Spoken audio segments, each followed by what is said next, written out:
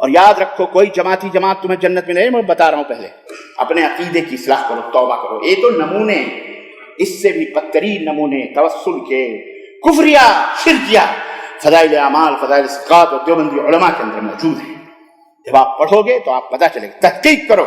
جیسے ایک چھوٹی سی چیز کے لیے آپ 10 دکانیں دیکھتے ہو، ورجنل مال ڈھونڈتے ہو، ایسے ورجنل دین ڈھونڈو، ورنہ فتنے ہی فتنے ہیں. یاد رکھو کل حزب بما لدی فرح.